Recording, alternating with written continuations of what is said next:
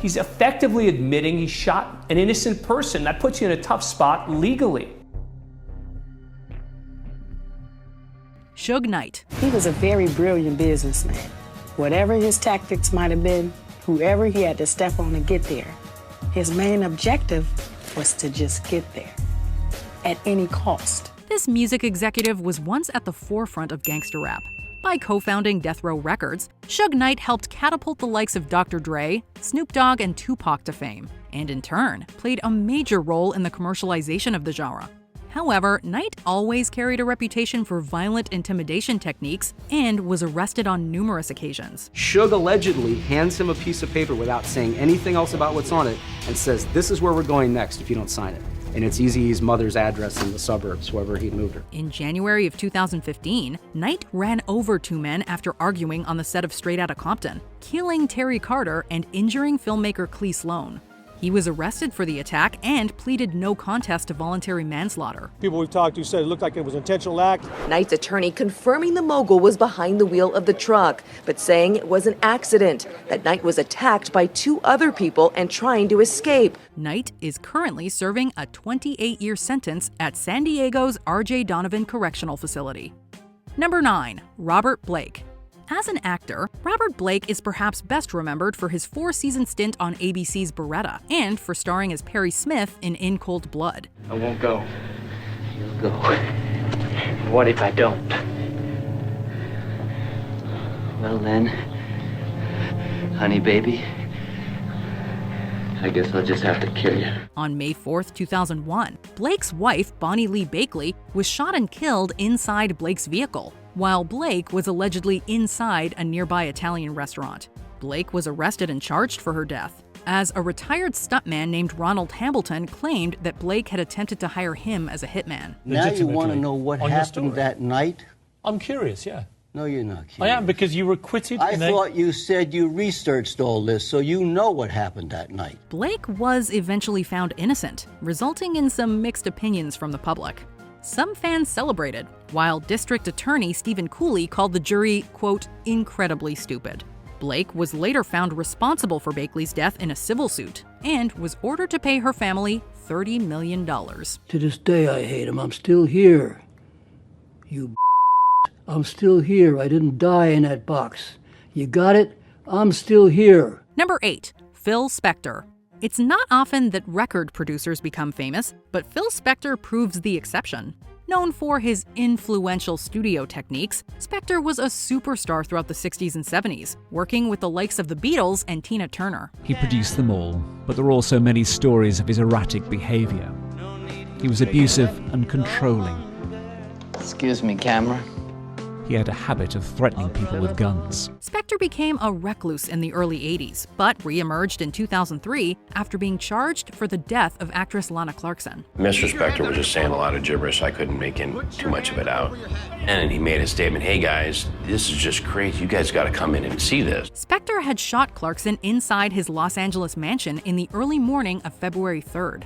His televised court case eventually ended in a hung jury, and Spector was freed. The foreman felt Ms. Clarkson could have been ashamed or somehow despondent over the situation she was in that evening. Maybe she felt guilty about having had some kind of sexual encounter with Mr. Spector. A retrial began in 2008 and ended with a guilty verdict, sending Spector to prison for at least 19 years. He died while serving out his sentence on January 16, 2021. His legacy will forever be that of a convicted murderer who happened to write songs. Number 7. Gucci Mane. Known for popularizing the trap rap genre, Gucci Mane has released dozens of records, EPs, and mixtapes throughout his career, including 3 gold-certified albums. He's also quite a contentious public figure and has faced numerous legal issues. Hey man, you think I'm gonna talk about that? I'm just asking. I'm just saying. I gotta ask everything. I'm just asking you. Yeah, I mean, we ask everything. We've seen it on news. Well, I don't want to talk about that. His most serious charge came in May 2005, when Mane was arrested for the death of Pookie Loke. On May 10th, Gucci Mane was attacked by a group of men while visiting a female friend. After being punched while his friend got pistol whipped, Gucci shot one of the men in self-defense. His body was later found behind a middle school. After learning of the warrant for his arrest, Gucci turned himself into police, claiming self-defense. The homicide charge was eventually dropped. Number 6. Dog the Bounty Hunter. I am a lawman on a mission from God. When I say, freeze, they know what I'm saying. Dwayne Chapman rose to prominence by catching Andrew Luster, the heir to a cosmetics fortune, who had fled to Mexico following sexual violence charges. He was then given his popular A&E show Dog the Bounty Hunter, which ran for 8 seasons. Some people say, oh, you're a bounty hunter, dog. I say, no, brah, I'm the bounty hunter. But Chapman was on the wrong side of the law before fighting for it. Back in 1976, when Chapman was in his early 20s, he and a friend went to buy marijuana from a dealer named Jerry Oliver. While Chapman was waiting in the car, his friend shot and killed Oliver in a scuffle. Despite being outside, Chapman was charged for his death and sentenced to 5 years in prison. He served 1.5. Number 5. Sid Vicious. What do you want? What are you looking for?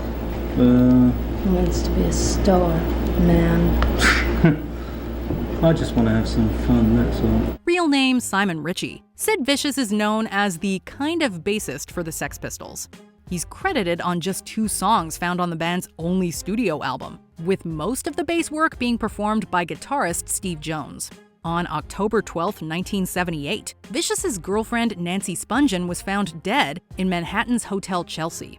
She had been stabbed with a hunting knife, and Vicious, who claimed to have found her body, was charged with her death. To watch Sid Vicious, this hopeful, exuberant, enthusiastic teenager, become such a fulcrum of hatred and condemnation, and then ultimately destroying himself and other people and becoming this murderer. It's a tragedy. Vicious gave conflicting reports as to what happened, and at one point admitted to the homicide, stating, quote, "I stabbed her, but I never meant to kill her." In the days after Nancy's death, Sid was racked with guilt over what he might have done and sliding into a deep depression. Vicious died of a heroin overdose before the case went to trial. Number 4. Oscar Pistorius. A disabled person running with able-bodied athletes on the biggest stage in the world. Incredible. Oscar is really big in global terms. Superstar Oscar Pistorius! A prominent South African athlete, Oscar Pistorius has competed in both the Paralympics and the Olympics, winning gold in Athens, Beijing, and London.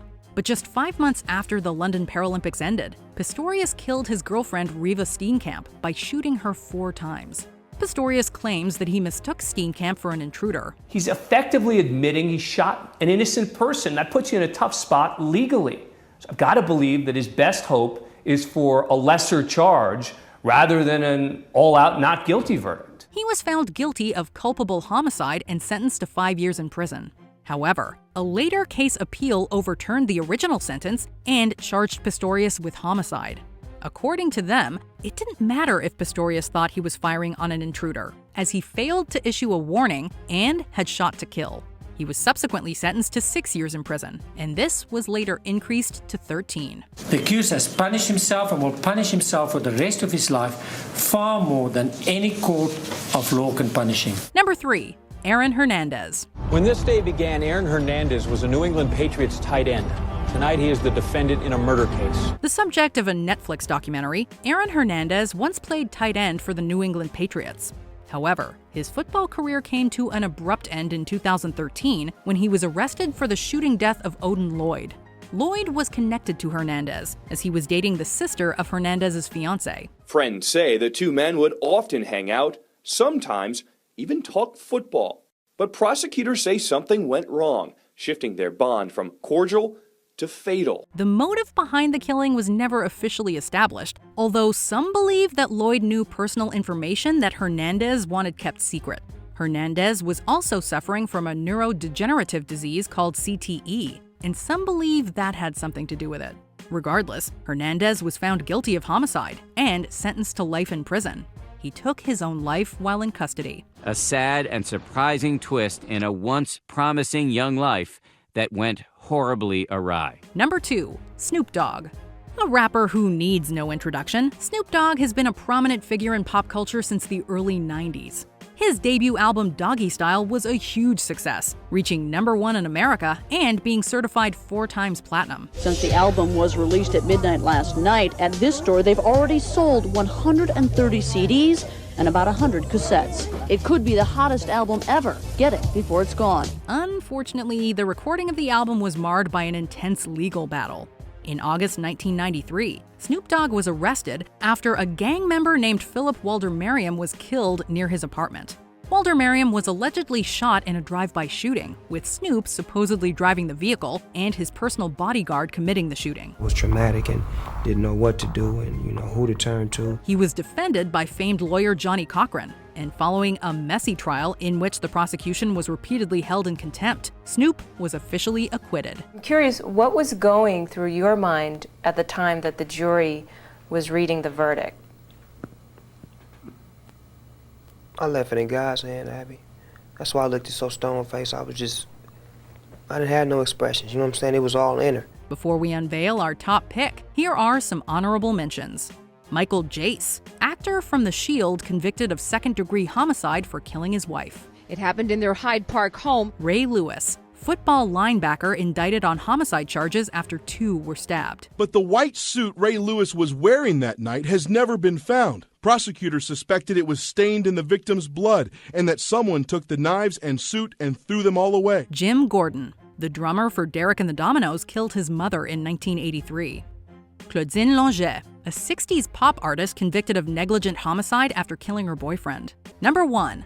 OJ Simpson. This is the Los Angeles criminal courthouse, and just another frenzied day for the swarms of journalists feasting on the story of the decade. There has never been a celebrity court case quite like OJ Simpson's. Orenthal James Simpson had that shine. The sun hit him and there was this thing about him, because he really was that great. While Simpson was a popular football player, the trial made him an international household name.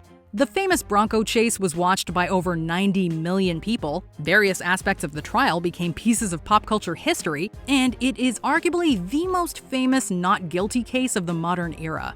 While Simpson was tried for the deaths of Ron Goldman and his ex-wife, Nicole Brown Simpson, he was famously acquitted on October 3, 1995. Many people believe that the prosecution bungled the case, and in 2016, a poll co-conducted by the Washington Post and ABC News found that a majority of Americans believe Simpson is guilty. Did you enjoy this video? Check out these other clips from WatchMojo, and be sure to subscribe and ring the bell to be notified about our latest videos.